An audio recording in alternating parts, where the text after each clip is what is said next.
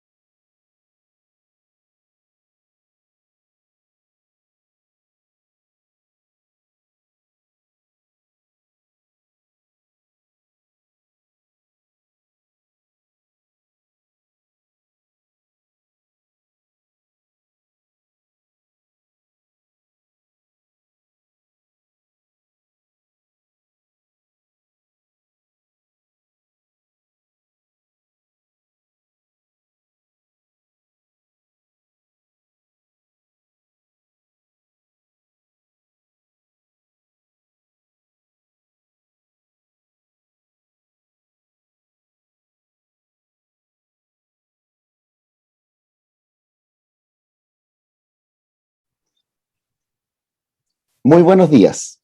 En nombre del Consejo Nacional de las Culturas, las Artes y el Patrimonio, damos la bienvenida a la segunda jornada de la 15ª Convención Nacional, que este año recibe el nombre de Cultura y Constitución, el país que queremos. A continuación, presenciaremos el panel nacional Cultura, Constitución y Sociedad en el Chile actual.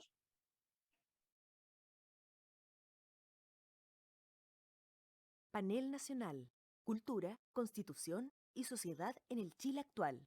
Sol Serrano, historiadora, profesora titular de la Pontificia Universidad Católica de Chile, primera mujer en recibir el Premio Nacional de Historia en Chile. En 2002 recibió la John Simon Guggenheim Fellowship. Algunos de sus temas de investigación son la historia política y la historia de la educación. María Isabel Lara Millapán, poeta mapuche, doctora en Didáctica de la Lengua y Literatura por la Universidad Autónoma de Barcelona, Cataluña, profesora de la Pontificia Universidad Católica de Chile, investigadora asociada del Centro de Estudios Interculturales e Indígenas CIR. Modera Adriana Valdés, directora de la Academia Chilena de la Lengua, presidenta del Instituto de Chile.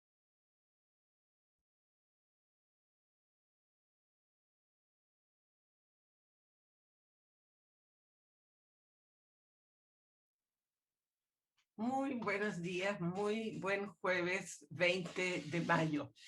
Les doy la bienvenida a este panel acerca de las culturas, la sociedad y la constitución en el Chile actual, en el marco de la 15ª Convención Nacional de las Culturas, las Artes y el Patrimonio, que se pregunta por el país y busca que conversemos entre nosotros sobre lo que quisiéramos para su futuro. Me alegra mucho estar aquí con dos expositoras notables cuya presentación ya han visto, por lo que no necesito reiterar sus méritos. Sí, quiero decir que al juntarnos a conversar sobre cómo podíamos estructurar el panel, decidimos dar la palabra primero a Sol Serrano, primera mujer en recibir el 2018 el Premio Nacional de Historia. Ella nos hablará de las constituciones en Chile para entrar en la historia del tema y dar una mirada con perspectiva para mirar también nosotros hacia adelante, hacia la constitución que viene. Sobra decir que esa mirada, la de Sol, examina textos y procesos propios de la cultura occidental y cristiana que ha sido dominante en el país desde su independencia. Nuestra segunda interlocutora, María Isabel Lara Millapán, nos hablará desde la perspectiva de otra cultura viva en nuestro país, la cultura mapuche. Terminé una confidencia hace muy poco de leer, conmovida y con admiración, un libro suyo de poemas. Y en los poemas entendí que desde esa mirada el centro del mundo es otro. A mí, como moderadora, me interesará lo que va a pasar cuando se pongan en contacto estas reflexiones tan distintas. Y me interesa en particular por la circunstancia que ahora mismo estamos viviendo, durante la cual se está llevando a cabo esta convención. El domingo pasado elegimos democráticamente una convención constituyente. La génesis de la próxima constitución será distinta a las de las anteriores debido a esa elección y además a dos reglas del juego que en ella se aplicaron: la paridad de género y los escaños reservados para pueblos indígenas. Ambas modificaciones son históricamente muy significativas, ambas nuevas, y los efectos que puedan producir están en el futuro. Y nosotros estamos en la etapa en que nos estamos imaginando esos efectos. Entonces conversaremos después de las intervenciones durante unos 20 minutos en relación con las dos. Y ahí la conversación será de a tres y yo volveré a unirme a ustedes. Ahora paso a dar la palabra a nuestras panelistas y en primer lugar a Sol Serrano. Muchísimas gracias, Adriana, Por cierto, quisiera iniciar estas palabras agradeciendo la invitación de la ministra Consuelo Valdés a participar en este panel y además de poder hacerlo junto a Adriana Valdés y a María Isabel Lara. Así que agradezco también formar parte de esta gran convención que recoge un extenso diálogo, como ya se anticipó, de tantas personas que participan en la formación de una política cultural. Puede parecer azar, pero creo que no lo es, que esta instancia coincida con el inicio de otra convención, la constituyente. ¿Cómo no sentir que el término convención nos ronda como un espacio de reunión para el diálogo, que es precisamente el antónimo de la fuerza y de la violencia? Las mismas que estamos hoy en este panel y con todo el maravilloso equipo de producción que está detrás de esto, nos reunimos la semana pasada para comentar cómo lo haríamos y más o menos qué diríamos, pero hoy, después de este fin de semana, ya todo parece tan distinto. No se trata de que las ideas de ayer literalmente pierdan su validez, al contrario, eso sería dramáticamente efímero, pero tenemos mucho que procesar sobre lo que ha sucedido. Entre otras cosas, desde una perspectiva de historia política, que es lo que yo hago, se derrumba el sistema de partidos políticos chilenos, que más o menos mantuvo características estructurales las mismas desde 1932, después de la gran crisis mundial y de la crisis de la dictadura de Ibáñez. Una derecha, un centro, una izquierda, que representaban un amplio arco ideológico y también una estructura social. Ya no es el caso. Por ahora, citando nada menos que a Mao Zedong, cuando le preguntaron por su interpretación sobre la Revolución Francesa, no me queda más que decir, es muy temprano para saberlo. Así que, pero una cosa sí sabemos, un grupo muy heterogéneo ha sido escogido específicamente para redactar una nueva constitución. No para muchas otras cosas, no, para una nueva constitución. Puedo entonces esta mañana compartir con usted algunas reflexiones sobre quiero llamar los momentos constituyentes en nuestra historia y que pueden permitirme pasar del tema de la cultura como derecho constitucional a la constitución como fenómeno cultural. El momento constituyente más importante, y muy bien lo dijo Adriana al comenzar, es obviamente el fundacional, que tiene una profunda raíz occidental. Ese es el gran primer momento constituyente, el fundacional, que nace a partir de la independencia y que se formaliza establemente en la Constitución de 1828, reformada al 33 después de una guerra civil y que duraría hasta 1925. Ese primer momento yo lo llamaría la construcción de la República. El segundo, el de la Constitución del 25, que podríamos llamar el de la democracia social, en que el individuo abstracto adquiere una fisonomía de ciudadano histórico.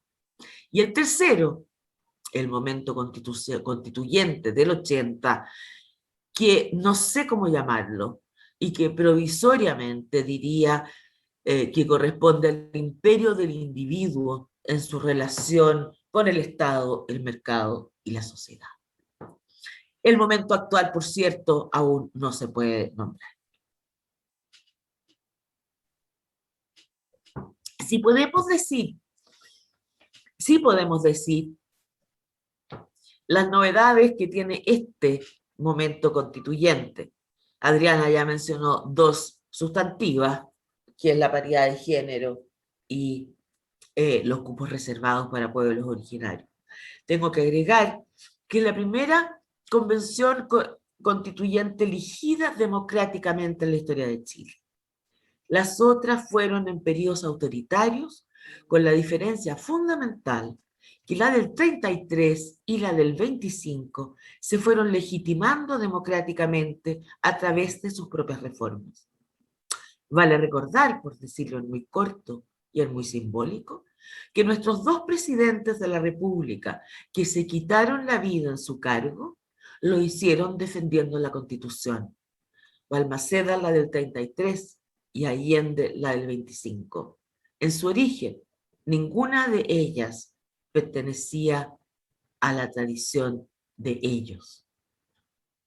Más bien, habían sido opositores en su origen. No pasó lo mismo con la del 80. A pesar de las múltiples reformas, especialmente la del 2005, que la democratizaron, no lograron legitimarla. Especulo que parte de ello es que cada momento constituyente ha sido parte de cambios epocales, no solo locales, sino más bien globales. La del 33 asume el sistema republicano, las garantías y derechos individuales, los derechos políticos, la soberanía popular, la igualdad ante la ley, la separación de los poderes. Es decir, es el opuesto radical a la monarquía del antiguo régimen de origen divino. La del 25 da un paso más allá e incorpora los primeros derechos sociales a la vez que fortalece el poder presidencial y junto con ello el poder del Estado. Es la crisis del liberalismo del período de entreguerras mundiales y los nacimientos del estado de bienestar. La del 80 representa de manera brutal la crisis de ese mismo estado y un proceso mundial de una individuación de los derechos sociales. La de ahora forma parte de un cambio primero que es global, antes internacional, esta es global, y planetario con 1000 implicancias, pero resumámoslo brevemente en la búsqueda de modelos de desarrollo sustentable. La crisis ecológica, la desigualdad social mundial, la crisis de la democracia representativa, el proceso de individuación y de subjetivación que refleja las formas de vincularnos propias de los soportes comunicacionales actuales. Las demandas hoy son identitarias, nacidas de la exclusión. Por ello, los derechos ancestrales de los pueblos indígenas, que fueron tan ajenos a las corrientes mayoritarias que he mencionado antes, se hacen visibles no solo para ellos, que siempre lo fueron, sino para todos. La demanda identitaria de género, etcétera, y tantos otros. En este cambio epocal y cultural tan profundo, resulta difícil preguntarse sobre qué debe hacer una constitución cuyo proceso y resultado, la de cualquier constitución, convoca a un orden básico, legítimo, compartido. Es precisamente qué es lo legítimo lo que está fuertemente cuestionado, porque el sentido de lo nacional como unidad de pertenencia vive una profunda crisis. Ese era el dilema del momento constituyente fundacional, porque lo nacional en comienzos del 19 era un invento, no existía. Nadie era chileno, por llamarlo de alguna forma. Era un proyecto, había que crearlo. Por eso es el momento de la gran ruptura. Cuesta imaginar que esos señores de levita, todos hombres, por cierto, emparentados entre sí, parte de la élite agraria, letrada, comercial, aunque fueran 4 gatos, porque lo eran, tenían que inventar un orden nuevo, con modelos. El constitucionalismo se estaba discutiendo en todo el mundo atlántico, que requería mucha imaginación y voluntad para adaptarlo localmente. Quiero decir, era contrario a la realidad. El constitucionalismo ilustrado, liberal, como se le llame, tiene por fundamento que los seres humanos nacen libres e iguales ante la ley. Sabemos que eso no es un hecho histórico, que no somos ni igualmente libres ni igualmente iguales. Es una afirmación ética y política. Igualdad ante la ley es lo más revolucionario en la historia política de la humanidad, porque es un proyecto a realizar y ha sido el motor de transformación de la incorporación de nuevos grupos sociales a la esfera pública. Insisto, no refleja la realidad, la construye. A partir de una sociedad que es su opuesto, que está dividido en castas, razas, estamentos, gremios, ciudades, reinos, religiones, es una sociedad de cuerpos, donde cada cuerpo tiene su propio estatuto de derechos. Eso es lo que el Estado Nacional quiere romper, el nuestro y el de todos, pretendiendo construir una sociedad homogénea y en cierto sentido abstracta a través del Estado. Es de esa perspectiva que en el caso nuestro, especialmente, se negó cualquier estatuto distinto a los pueblos originarios. Es la particularidad de los pueblos originarios, era más posible en la monarquía. Esta paradoja, este drama, llamémoslo así, entre esta nueva igualdad abstracta y la sociedad heterogénea real, define en buena medida la historia política. ¿Dónde está la cultura?, dirán ustedes. Bueno, aquí precisamente. Es interesante mirar eso, porque la Constitución del 33 no usa esa palabra. No es una palabra que se usaba en general, sino la palabra civilización.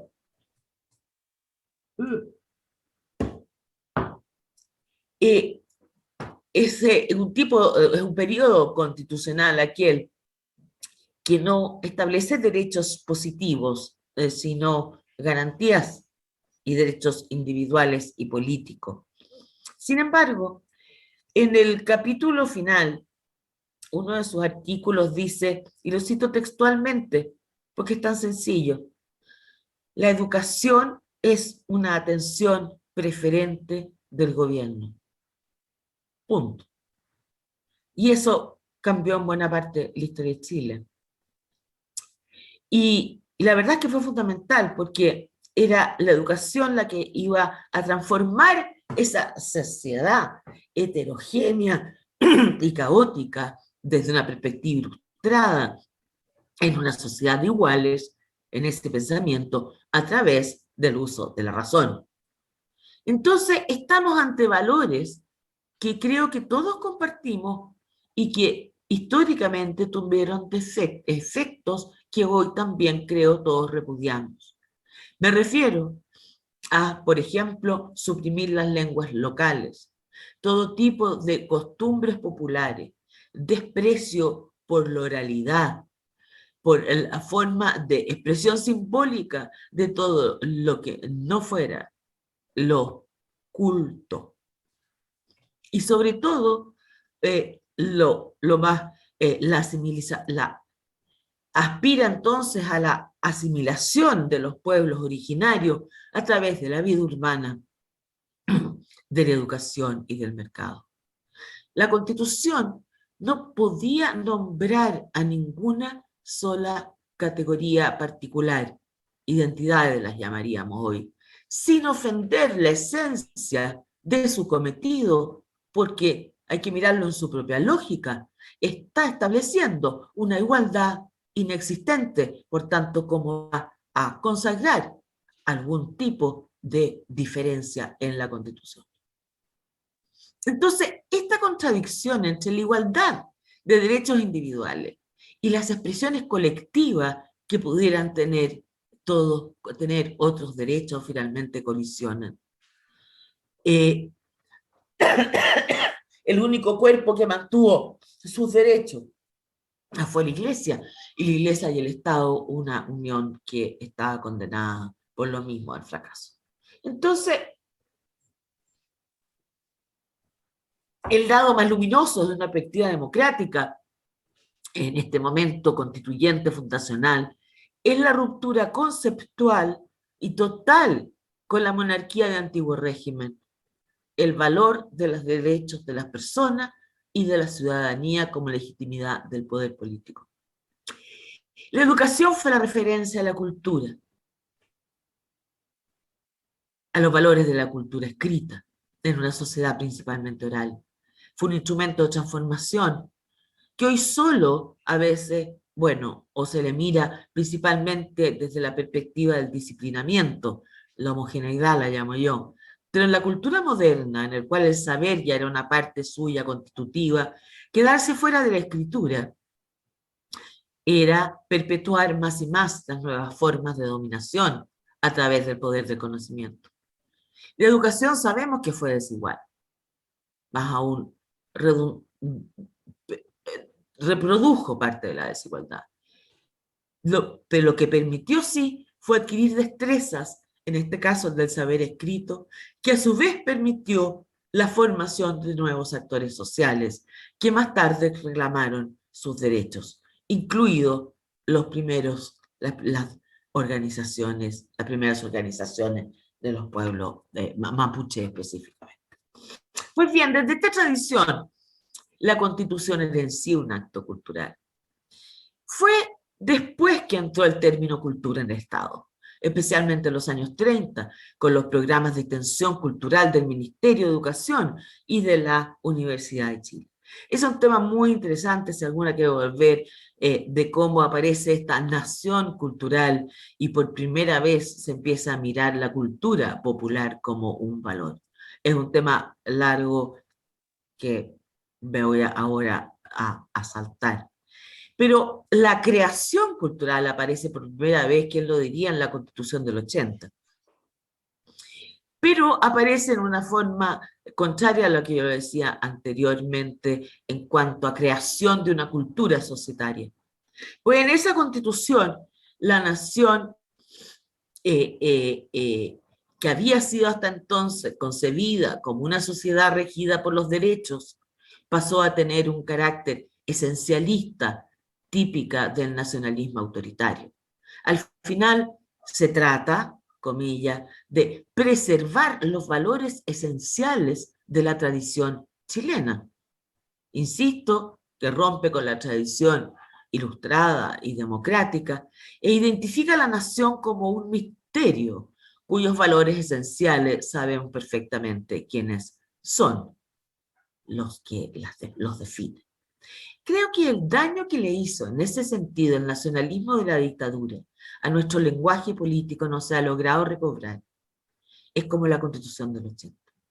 Por casualidad en estos días volví a ver esa férica ceremonia del Estadio Nacional el día siguiente que Patricio Aylwin asume la presidencia de la República en el comienzo del primer periodo democrático, con un estadio lleno y una puesta en escena maravillosa, que es la verdad una especie de historia cultural.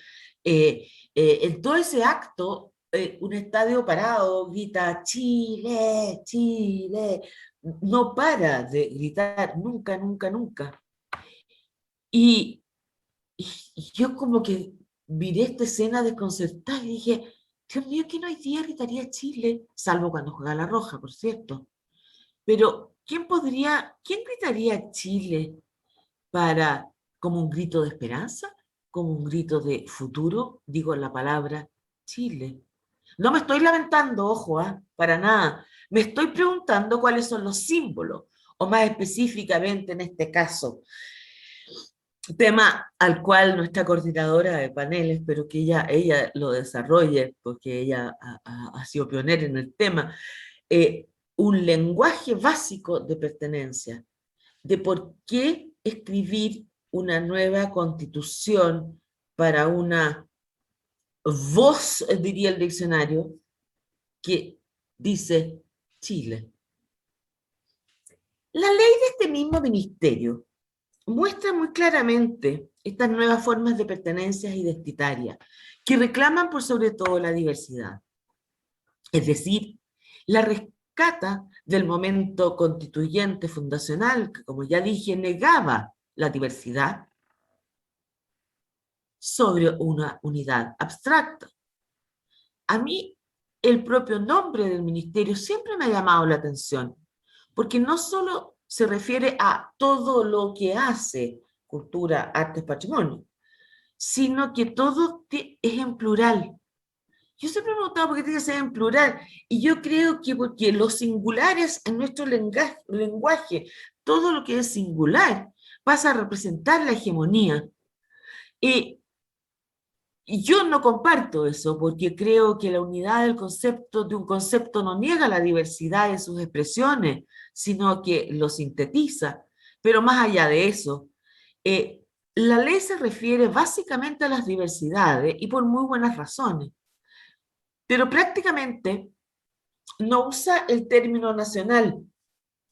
Creo que una vez muy de lejos se refiere al tema de identidad nacional, término que en general no comparto y jamás usaré, y privilegia la ley, francamente, el concepto de memoria por sobre el de historia. No son opuestos, son complementarios, pero son distintos.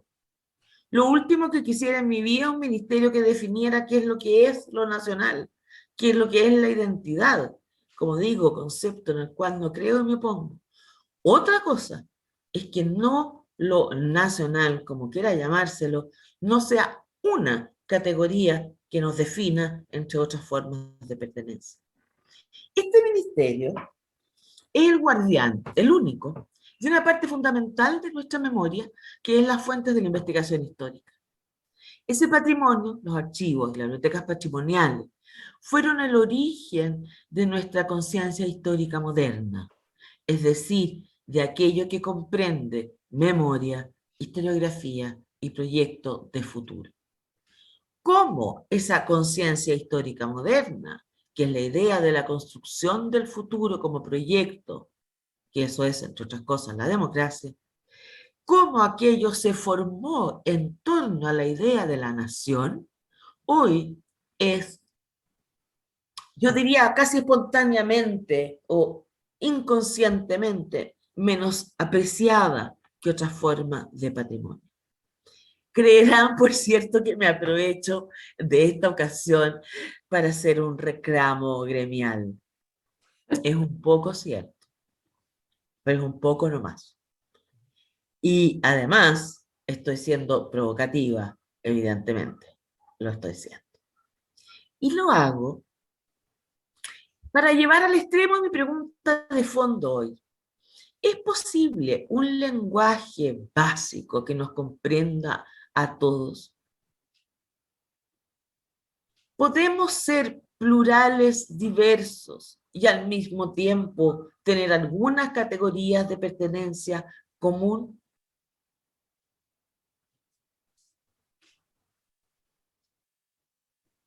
Eso que es un tema dramáticamente complejo, porque parecen en este momento como discusiones antagónicas. Lo diverso, bendito sea, bendito sea. Pero al mismo tiempo, el pasado nos condenó a vivir juntos. Que vivamos juntos es un hecho, no es un deseo. Ninguno de nosotros, lamento decirle al público y a mis contertulias, que yo estoy encantada de haber nacido en el mismo país de ustedes, pero tampoco lo escogí. Se nos dio. Entonces tenemos que hacer algo. El asunto no es, por tanto, si queremos vivir juntos, es cómo queremos vivir juntos. Y si somos una suma de particularidades, o sea, además de ser aquello, somos una sociedad política. Con esto termino para que no se asusten.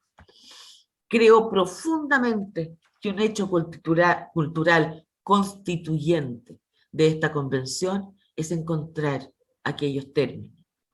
Quiero proponer dos que vienen de una antiquísima tradición, que son polisémicos, pero que en un momento específico de nuestra historia se constituyeron en conceptos que englobaron lo político, la sociedad política como historia y como proyecto.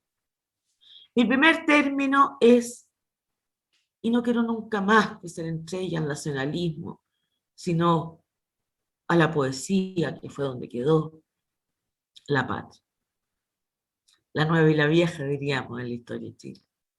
La tierra de pertenencia, porque es la tierra de nuestros padres.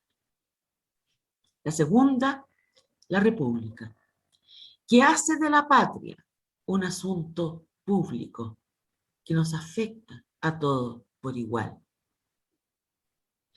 Si uno es la tradición siempre diversa, la otra es un proyecto de comunidad política, de ciudadanos nacidos libres e iguales. La nueva Constitución debe velar por el lenguaje, no como formalismo, sino como hogar. Debe ser un breviario cívico, como se le llamó a la Constitución italiana del 47, que se propuso como objetivo que fuera entendible para todo el pueblo italiano. Y lo lograron. La Constitución actual, la del 80, es ilegible. Yo la cambiaría, no por mala, la cambiaría por fea, porque de verdad no se puede leer. Bueno, es un error, horror literal. Sí, el lenguaje de aquella Constitución, que sea para todos. Aquello lo supo nuestro primer momento constituyente. Lo dijo entonces Andrés Bello en 1832.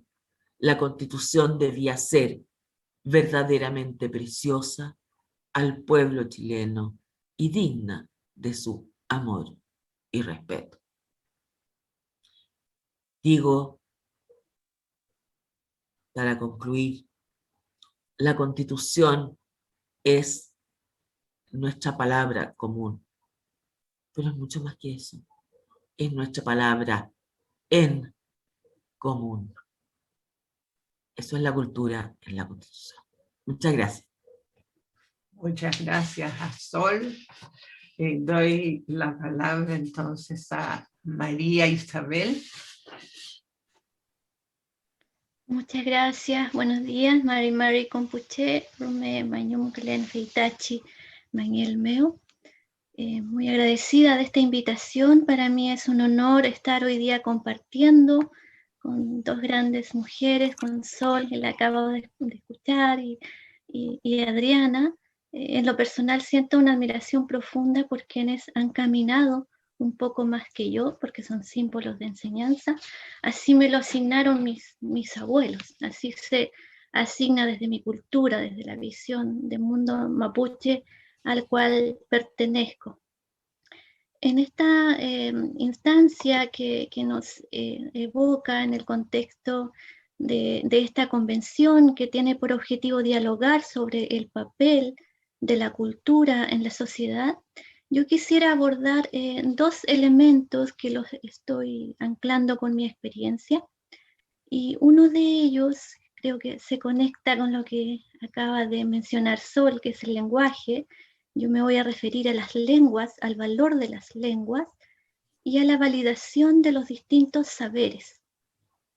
Y en ese sentido sostengo que las lenguas son los ejes articuladores de las culturas. Es a través de las lenguas donde nosotros accedemos a la comprensión de las culturas, y por ello existen, por ello son necesarias, y porque cada una de ellas posee una riqueza y es la única manera que existe de acceder al mundo del otro, al conocimiento del otro, a lo que el otro nos quiere decir y comunicar. Las lenguas además están sostenidas dentro de un territorio, por lo tanto son sinónimo de identidad, le dan identidad al ser, le dan identidad a ese territorio. Por lo tanto, cuando una lengua desaparece, Y aquí quiero citar al gran poeta Miguel León Portilla. Tiene un poema precioso que dice: cuando muere una lengua, entonces se cierra un asomarse de un modo distinto y la humanidad se empobrece. También quisiera citar a una poeta maya quiché, quien dice: se me está olvidando el cachiquel, por lo tanto ya no puedo hablar con los animales, ya casi no entiendo las señales del cielo. Y por último, un poema mío, un verso, donde me refiero al mapuzungún y digo: si hablara mapuzungún, podría entender la tormenta como una respuesta y la salida del sol como el origen de la vida. Entonces, con estos 3 ejemplos, yo quiero exponer en esta conversación la necesidad de las lenguas, de posicionarlas en todos los espacios de la comunicación y que éstas sean desarrolladas en todos los ejes, tanto en la oralidad, en la lectura y en la escritura.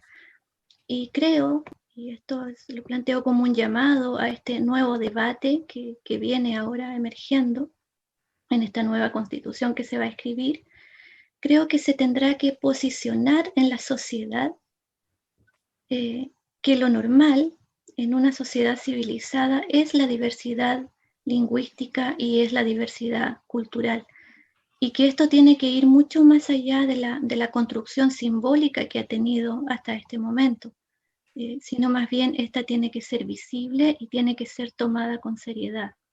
Por ejemplo, ser enseñada en los ejes de la comunicación, y finalmente que todas las lenguas que están presentes en el territorio se transformen en vehículos de enseñanza y en lenguas de acceso al conocimiento, justamente para transformar el conocimiento, que es uno de los niveles más profundos que hacemos en la comprensión lectora, por ejemplo. Y si hoy hablamos de reparar, también mi llamado es a reparar los daños de la asimilación lingüística, a reparar los daños de la asimilación cultural, que fueron dejando tanto a las lenguas, sobre todo a las lenguas, en peligro de extinción. Y hoy día, en ese contexto, cabe consolidar nuevamente las lenguas en sus territorios de pertenencia. Por ejemplo, el caso de mapuzungún, yo hoy día estoy trabajando en un proyecto junto a otros colegas, y nuestro deseo es revitalizar, y revitalizar para nosotros significa formar nuevos hablantes, porque es la única manera en que una lengua siga presente en el tiempo, pero eso tiene que estar además anclado a un territorio. En el caso nuestro hablamos del Gualmapu, ¿no? El Rapa Nui tiene su lugar, el Aymara en el norte, y así, ¿no? Cada lengua en su propio territorio. Luego, quiero expresar también mi reflexión en cuanto a la validación de los distintos saberes. Considero que hoy día es muy preciso ampliar la mirada del mundo y sostener las distintas miradas. La sociedad ya no puede seguir siendo monocultural, porque cada vez más la diversidad se va haciendo presente, y el llamado es entonces a conocer y a reconocer las distintas filosofías de vida, y desde ese reconocimiento comenzar entonces a construir en conjunto con todas las voces. Para eso va a ser preciso traspasar muchas barreras, especialmente las barreras del prejuicio, las barreras del deseo de dominación que han sido imperantes durante mucho tiempo, donde solamente una mirada es la que se valida.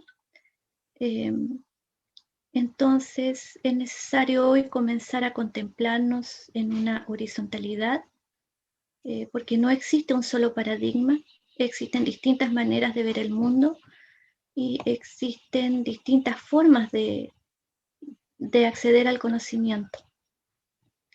Entonces, esos dos elementos son los que quiero abordar, y seguramente ahora en la conversación que vamos a continuar con Adriana aparecerán nuevas reflexiones. Muchas gracias. Muchas gracias María Isabel. Cuando estaba pensando, pensé que no íbamos a encontrar tan fácilmente un nexo donde partir las tres. Y ustedes dos, al finalizar sus intervenciones, me dieron ese nexo perfectamente, que fue la idea que ambas terminaron con la idea del lenguaje. Y eso fue muy revelador y muy interesante para mí. Sol habló del lenguaje como un lenguaje como hogar, ¿no? En relación entendible, en una palabra en que nos pudiéramos encontrar. Y por otra parte, María Isabel nos habló con una intensidad equivalente de un lenguaje que convenía preservar. ¿Por qué? Porque al irse un lenguaje se va una visión de mundo complementaria, que es la de otra cultura que existe entre nosotros y que existe entre nosotros precisamente para enriquecer cómo entendemos el lenguaje. Ustedes no se pusieron de acuerdo, pero ustedes llegaron ahí a ese punto. Y es tal vez en ese punto donde yo quisiera entrar. Me decía María Isabel que ellas estaban en un estudio y en un trabajo para revitalizar el mapudungun, para crear nuevos hablantes. Y eso es para preservar para el conjunto de la gente que vive en el territorio de Chile la posibilidad de una diversidad existente en la que uno podría participar amablemente si quiere, podría entrar para entender un poco más. Yo quisiera volver al libro de poemas que me mandó María Isabel y que yo leí antes de ayer, y que fue una experiencia lindísima, porque me recordaba a mí el lugar donde podíamos volver a descansar de esta terrible aceleración y afán de dominio del cual ustedes también hablaron, que ha caracterizado la vida nacional.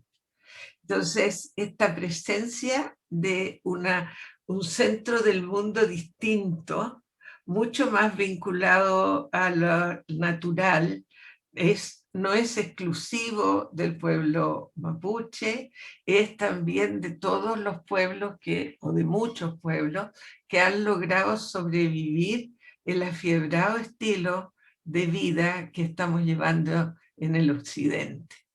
Entonces, mi primera pregunta va a las dos. ¿Cómo se sintieron ustedes relacionadas entre sí con este tema del lenguaje o con esta manera de proponerse lo que yo les doy ahora? ¿Hay algo que les interese particularmente decir en ese sentido? Sol, no te oigo, abre tu micrófono. María Isabel primero. María Isabel. Gracias. En lo personal, muy conectada y pude corroborar cuando ella iba haciendo mención de las distintas constituciones y cómo se pensaba una sola mirada del mundo. Entonces, ¿qué pasa con ese territorio, con esa lengua, con esa filosofía de vida que ya existía más de 200 años atrás? ¿Qué pasó allí después? Entonces creo que eso me permite hoy reflexionar con lo que está ocurriendo, con lo que viene, que muy bien ella dice, no sabemos, efectivamente, pero esperamos que que haya un cambio de conciencia, ¿no?, humana. Creo que más allá de la política, si bien las decisiones se toman desde ese ámbito, está la construcción humana como tal, cómo está nuestra apertura al otro. Eso. Sol, ¿cómo lo ves? Bueno, en lo específico del Mapudungun, yo estudio misioneros que hacen diccionarios y todas esas cosas en el siglo XIX, y siempre me ha interesado aquello. Lo que estaba pensando, y era, supongo, el contrapunto entre tú y yo, que es a lo diverso como ponemos también lo común. Porque ahí tenemos un problema, porque yo también, que no pertenezco, o sea, todos los chilenos pertenecemos de alguna forma a las comunidades originarias por ADN, si tú quieres, pero digo, culturalmente no pertenezco. Soy tremendamente partidaria del valor de la lengua y de esa lengua en específico. Cito a Félix de Augusta, un gran alemán cura, que decía, mira la frase, Adriana, te vas a morir de la emoción. Dice, el araucano, así decía, lo llamaba, la lengua araucana, fue la lengua en que Dios le habló a Adán en el paraíso. Mira, mira. ¿Qué tal? ¿Qué tal? La frasecita que se mandó. Mira la frasecita que se mandó. Bueno, y creo que eso habrá que pedir los subsidios, está bien, pero tienen tan profundamente que ver con la fuerza de la propia cultura en la cual creo. Tiene que ver con las familias, el lenguaje es familiar antes cualquiera otra cosa. Y realmente admiro los pueblos que mantienen su lengua profundamente. Así que, imposible más partidaria, te agregaría respecto al tema del territorio, que también creo que la lengua es un tema muy importante para los mapuches urbanos. Y que creo que debe estar, y de hecho las encuestas que se han hecho, que yo he visto al menos de mapuches en Santiago, una de las cosas que más rescatan es volver a la lengua, porque la lengua se perdió, no se perdió, pero digamos, cuesta mucho encontrar hoy día profesores, por de pronto, etc. Pero mi punto es que mi lengua es el español. Nací en español, moriré en español. Y que también es una lengua que que conviven, quiero decir. Y que eso también nos da una forma de unidad. Y las constituciones como tradición vienen de este otro lenguaje, porque son otras, tal cual, y tú dijiste súper, no puedo compartirlo más, son otras formas de saberes. Las constituciones vienen de los saberes de la Grecia clásica y judeocristiana. Y Roma, etcétera, etcétera. O sea, son de esa tradición. Pero hoy día estamos haciendo una constitución. Y no podemos entonces pensarla también, o sea, podemos pensarla en la incorporación de otros lenguajes, posiblemente no desde otro lenguaje. Pero si ya un problema, yo no sé mapungu, por tanto no estoy segura sobre eso. Ya, bueno, pero no, lo que quiero decir es cómo hacer esto de la diversidad con algo que nos ligue en una sociedad que estamos profundamente fragmentados. Yo creo que esa pregunta la va a contestar finalmente María Isabel, pero yo quiero dar un testimonio personal antes de darle la palabra. Hay Y lo voy a decir desde la poesía, fíjate, mira qué cosa más extraña. Es tan poética esta mañana, chiquilla. Sí, es que la poesía tiene de repente unas cosas que permiten decir Obvio. con menos palabras y cosas muy luminosas. Y fue lo que me pasó al leer el libro de María Isabel, porque yo no sabía cómo bien abordar los temas. Y fíjate, desde mi punto de vista, pensando también en el lenguaje del castellano, que tanto costó hacerlo lengua de América, que quería que cada país tuviera su idioma y después decidieron no, que era mejor tener una idioma que se entendieran entre todos, porque eso les daba más poder delante del mundo y cómo lograron eso, y pues las controversias sobre el español, si se tenía que llamar castellano, español o idioma nacional y adquirir todas las variedades de los países.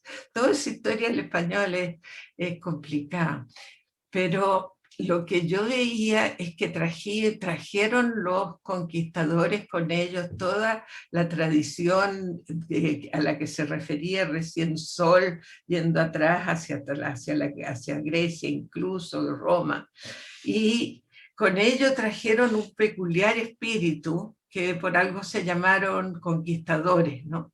Y hubo una vida que se realizó aquí y que en cierto sentido es también una vida que está llegando a una crisis.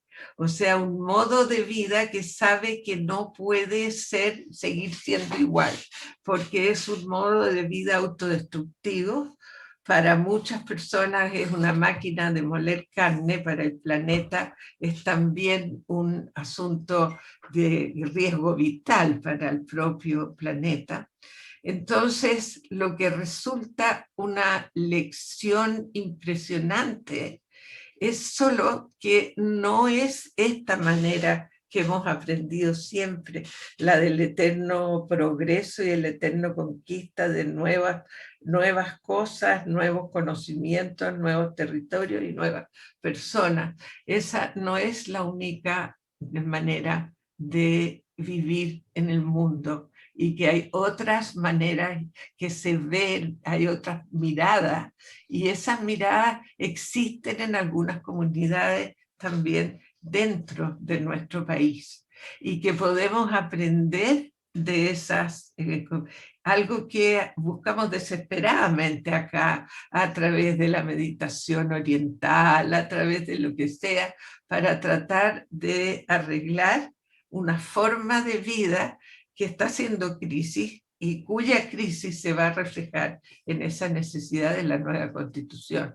Es decir, la inclusión no es para que, ojalá, no sea para perpetuar una especie de hostilidad entre conquistadores y conquistados, sino que también una especie de intimidad que se va a ir creando entre formas distintas de ver la vida y que pueden darle bastante más paz a los que hoy creen estar en la cultura dominante y bastante más poder a los que pueden hoy creer estar en la cultura dominada. María Isabel, ¿cómo lo ves tú? Me fui por alguna bola muy rara. No, muy bien. Estaba pensando en que, bueno, culturalmente todos tenemos nuestros propios códigos y nuestro propio tiempo. Yo en esto nunca me separo de la primera escuela que tuve, que fue la familia, el territorio. Yo en este minuto estoy hablando aquí desde mi loft de origen, ¿no? De la comunidad. Y cuando accedí a la otra cultura que comenzó con la escuela básica, ¿no? Hasta llegar después al mundo académico donde hoy me desenvuelvo, fui comprendiendo que esos códigos y esos tiempos míos se diferenciaban de los códigos y de los tiempos de la otra cultura. De repente hay tremendas diferencias, incluso partiendo desde un saludo, partiendo desde el mismo lenguaje. Hoy cuando se discute sobre inclusividad, yo digo, el Mapuzungún es muy inclusivo. Yo digo Mari Mari Compuché y nadie queda excluido, porque me estoy refiriendo a todos, a todas, al mismo tiempo. Y además, con ese saludo estoy hermanando, porque el Mari es conectar 10 y 10, mis 10 hermanos y tus 10 hermanos. Hay un trasfondo muy, muy profundo en ese lenguaje. Pero a raíz, además, ¿no? de esas diferencias, creo que hoy es preciso buscar elementos que nos unen, y ahí está la salud, la vida, la naturaleza. El otro día escuché una larga entrevista que le hicieron en TVN, en Radio Araucanía, a la Machi Francisca Linconao, que obviamente se me vinieron muchas imágenes, cómo se revertía esa historia, también conecté con situaciones muy, muy antiguas, ¿no? Y simplemente cuando se habla del respeto a la tierra, lo que se está defendiendo es la salud y es la vida. Y creo que eso lo buscamos todos y todas. También he tenido la experiencia de conocer otras culturas donde ponen en primera instancia la naturaleza antes del yo, antes de mí. Por ejemplo, una frase muy linda que escuché en la cultura maorí en Nueva Zelanda, decían, antes de mí está el mar, la montaña y los pájaros mirándome, antes que yo hable de mí misma. Entonces también hay otra construcción cultural ahí, como primero pongo a la naturaleza y no me pongo yo como dominante de la naturaleza, sino parte de ella. Eso. Sí. Sol, ¿te provoca eso? Mucho, pero entendiendo y esto majaderamente, pero ¿por qué estamos hablando de lo constituyente? La importancia de que nosotros respeto nuestro gozo de lo diverso, ¿ya?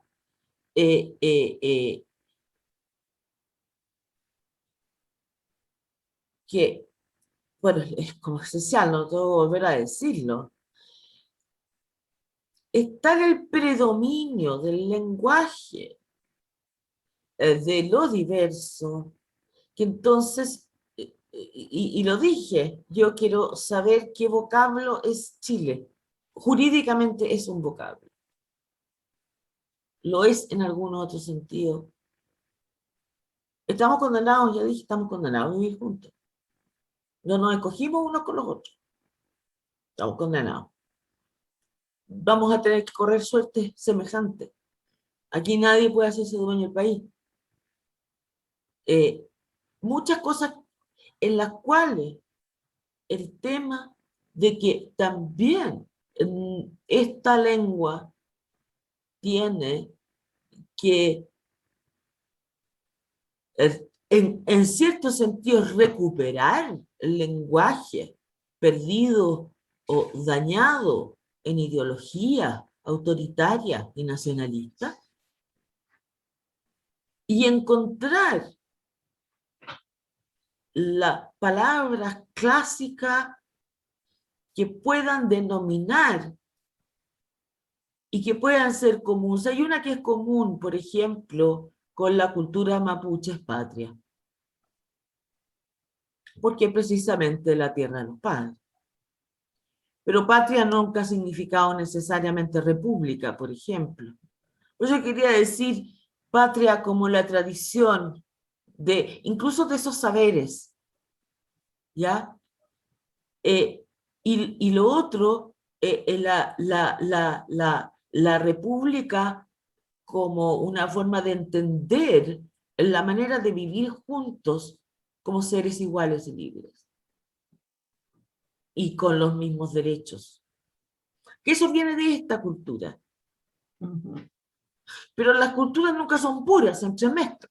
También estos derechos también entran y son procesadas de muchas formas en la cultura mapuche. Y es en base a esos derechos que se reclama también su propia diversidad. O sea, no hay que hacer una especie de purismo aquí, digo yo, entre las tradiciones.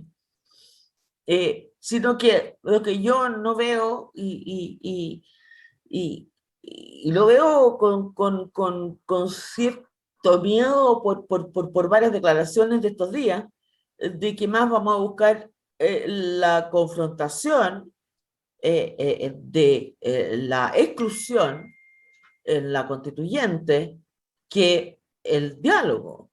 El diálogo implica tener que al menos escuchar al otro. Y me parece que no hay ni ánimo ni de escucharse. Entonces, bueno, creo que ahí es algo, insisto, que hay que pelearla, porque no por pura diversidad yo entiendo un tema de péndulo, pero es que no puede haberse olvidado el otro. Porque si se olvida el otro, la democracia, como vida juntos, no tiene mayormente sentido. Yo recité hace poco en una columna, puse una frase que no es mía, y por eso la repito con el nombre de quien la usó primera vez, Katia Araujo, que decía que el conflicto dinamiza, porque qué duda hay de que entre las diversidades va a haber conflicto. El conflicto dinamiza, pero la polarización no. Entonces a mí me parece que todo lo que sea traer a la luz los conflictos que estaban latentes, como se vieron en el estallido social, el hecho de que haya ahora una representación política de las personas que estaban presentes en el estallido social y que ahí también se ven diversidades de manera de ser, etcétera, es una de las formas en que el conflicto puede dinamizar la sociedad y llevarla una etapa más adelante, porque y no congelarla en oposiciones irreconciliables, digamos. Yo creo que esa es la gran aventura de la próxima constitución. Como que puede polarizarla. Evidente, o sea, el peligro es la polarización, y el deseo y la posibilidad y el sueño es el procesamiento de los conflictos. Una última cosa, yo no sé cómo estaremos de tiempo, pero algo que me interesó mucho es lo que me mandó María Isabel, y es un tema que no llegamos a tratar acá, tenía que ver con la Convención Constitucional Paritaria, ¿no? Y María Isabel me explicaba de manera muy interesante que para ella no era tema, y no era un tema de interés, porque desde su cultura eso no es interesante. Y sin embargo, que he peleado mucho por esto, en mi cultura es muy interesante, porque la situación que ella describe de la mujer en la cultura mapuche no es la situación de las mujeres que hoy recibimos educación y derechos ciudadanos, pero muchas veces recibimos también una cantidad muy importante de desaliento a través de la discriminación. Entonces, ¿quieres decirnos, María Isabel, lo que me escribiste sobre la no existencia del tema de la paridad para ti? Eso a mí me interesa mucho. Bien, sí, y esta es una opinión muy, muy personal, pero también, como lo mencioné el otro día en una breve conversación que tuvimos, existe diversidad dentro de toda cultura, ¿no? No porque pertenezcamos a un mismo pueblo, no todos también pensamos de la misma forma. Mi respuesta es así porque lo anclo a la espiritualidad mapuche. Esa fue la formación que tuve, la construcción cultural que tengo y he seguido manteniendo. Y parte desde el primer relato que tenemos de creación de mundo mapuche, el primer ser que llega es una niña, y después llega un niño. Luego voy al recuerdo de nuestras ceremonias, el Guillatún, una de nuestras ceremonias ancestrales importantes, y allí todos tienen un rol que asumir y todos somos necesarios y estamos al mismo nivel. Por ejemplo, la niña, la Malén, es la que se preocupa de mantener el fuego encendido. El abuelo, Lonco, es quien está dirigiendo la palabra. La mujer anciana mayor está encargada de los ruegos. Los niños niños, hombres, no encargados de, como Collón, resguardando el orden de las danzas. Y todos tenemos una voz. Y a lo largo de toda nuestra historia han existido hombres y mujeres asumiendo roles muy importantes, siendo machi, siendo lonco, tanto en la organización social política como espiritual. Y también yo hago una autorreflexión, como mapuche también nos hemos olvidado de toda esa sabiduría. Y hoy día nos encargamos también desde el lugar donde nos encontramos, de la educación principalmente, a permitir que los jóvenes vuelvan a reencontrarse con su propia historia. Con su propia historia. Yo no sé, consulto a la producción, estamos 14 minutos pasados en el horario. ¿Cuánto tiempo más podemos tener? No. En todo caso, me gustaría pasarle la palabra a Sol respecto de lo que acaba de decir María Isabel.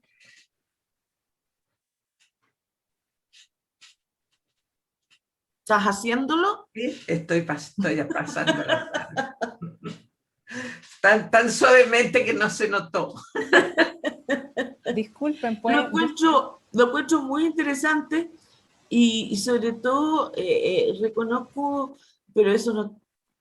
me encanta porque lo encuentro contracorriente y me encanta que hayan posiciones culturales muy legítimas y legitimadas, que puedan tener visiones en eso distintos a partir de su propia espiritualidad, de su propia cultura.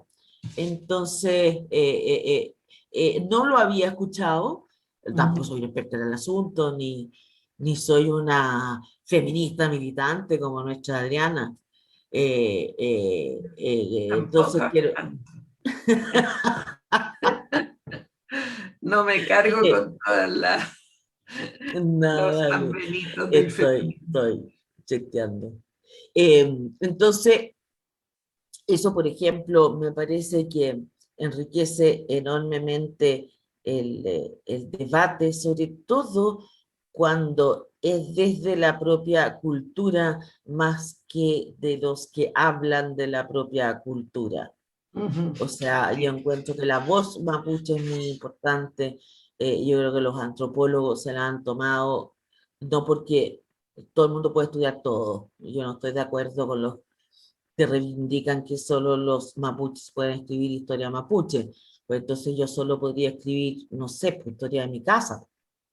¿De qué voy a, o sea, entonces, eso no lo comparto.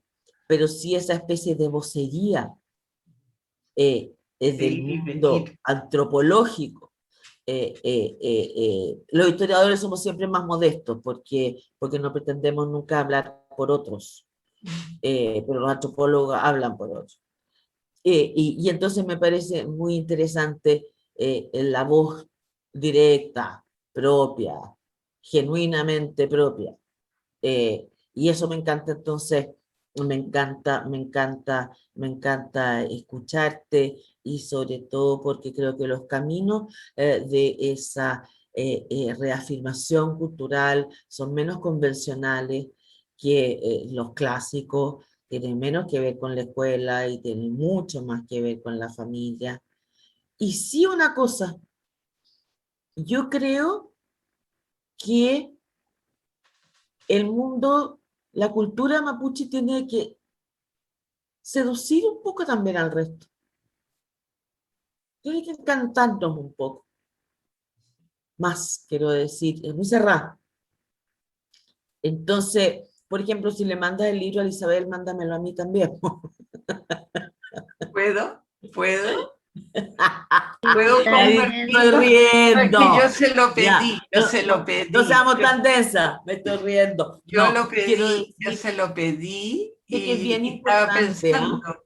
Es que, ¿sabes? Para mí fue muy No, estoy riéndome, pero no, importante. quiero decir, es bien Es que importante. se lo iba a sugerir si estaba en la misma línea, iba a pedirle permiso a la María Isabel No, para me mandarte gusta eso a mucho, ti. me gusta Porque mucho. y me gustaría que después lo conversáramos fuera de todas cámaras y todo, porque a mí me devolvió una pureza que sin duda está en algunas cosas de Licura, pero la de ella fue muy particular y me impresionó más. Todavía no sé si porque yo tengo afinidad con una poesía muy, ¿cómo decir?, de mucha hondura y de pocas palabras, y de palabras perfectas y de mucha conexión entre lo que está pasando o podría estar pasando dentro de un individuo y todo lo que vive en la naturaleza al mismo tiempo. Es como vivir en dos bandas, la naturaleza tuya, la naturaleza y tú mismo. Es mucho menos importante el individuo. Cuando te leía, yo te puse en una notita, María Isabel, que como que nos fuimos al diablo, eso lo creía Elliot también, ¿eh? Después del romanticismo del siglo XIX, y le hicimos tan poco caso a todo el contorno y tanto caso a nuestras penas personales, a nuestras historias, y menos a lo que nos une a todos, no lo que nos separa. ¿Cómo? ¿Ah? ¿Las penas no nos unen a todos, Adriana? Las penas sí, pero no son parecidas. Entonces, y además son Bueno, muy verbales, oye, demasiado cargadas de palabras a lo mejor. ¿Mm? Yo creo que vamos, Yo creo que sí. estamos bien en el tiempo, entonces me correspondería agradecerles profundamente por esta conversación a las dos contertulias, agradecer a la producción, por supuesto, y agradecer a todos los que nos han escuchado en vivo esta mañana. Nos despedimos entonces, ha sido un gozo estar con ustedes. Para nosotros también.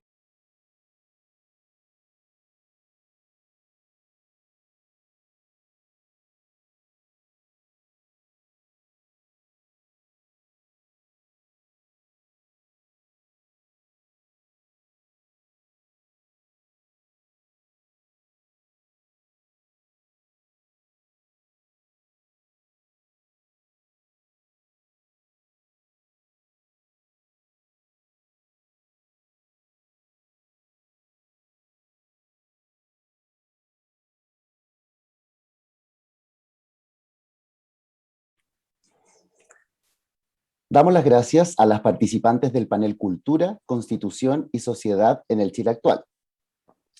En diciembre se cumplieron 20 años de la inscripción de las iglesias de Chiloé en la lista de Patrimonio Mundial de la UNESCO. Los dejamos con un registro testimonial en torno a las iglesias de Chiloé.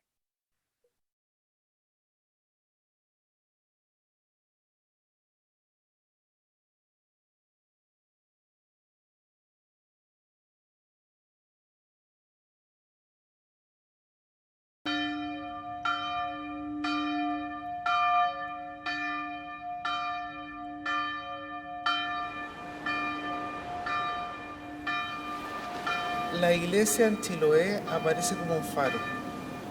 Generalmente, si ustedes lo ven, está en la ribera y uno al acercarse a la isla, lo primero que ve es la torre.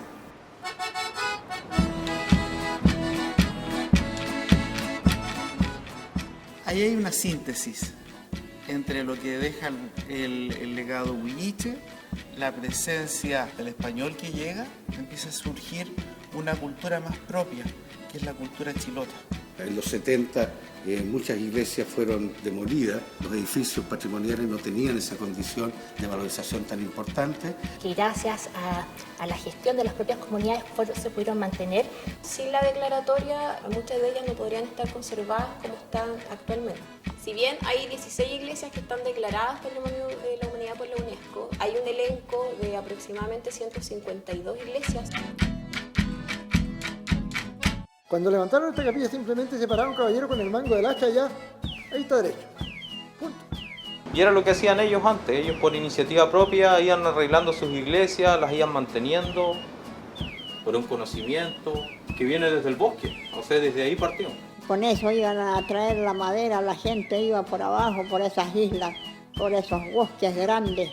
Ahí empezamos arreglando los techos, que son parte fundamental para mantener una capilla de esta. Esta iglesia era antigua, pero ahora como usted la ve, esta fue renovada del primer palo.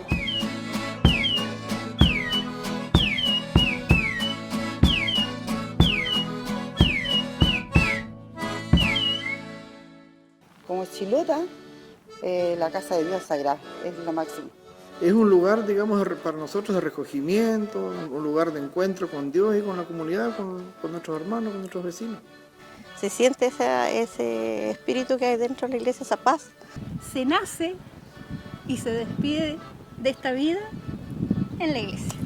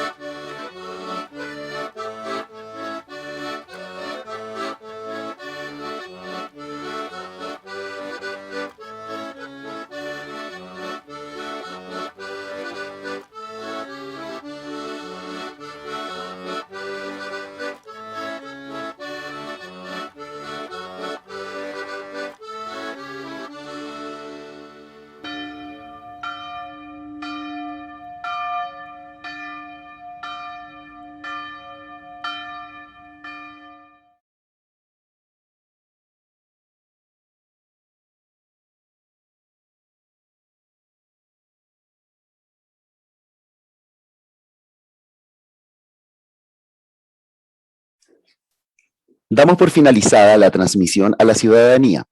Agradecemos a todos y todas las participantes y asistentes que fueron parte de la 15ª Convención Nacional de las Culturas, las Artes y el Patrimonio, que este año recibió el nombre de Cultura y Constitución, el país que queremos. Muchas gracias.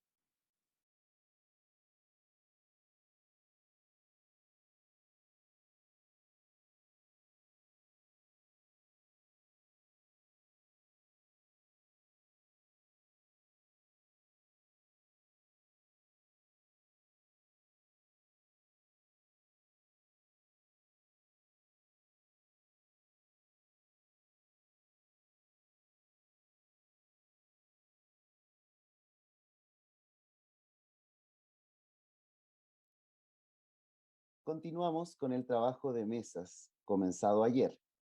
Para facilitar este proceso, en la web de la convención habilitamos un botón de acceso directo a tu mesa, clasificada por tema.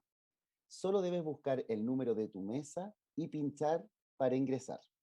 Si tienes alguna dificultad técnica, escríbenos por WhatsApp a los números +56 992 98 5727 o al +56 966 07 2722.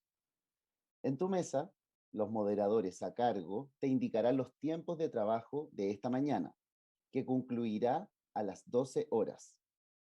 Recuerda que a las 15 horas comenzará el plenario, al que deberás conectarte de la misma forma en la web. Pincha el botón que dice plenario y estarás en esta reunión.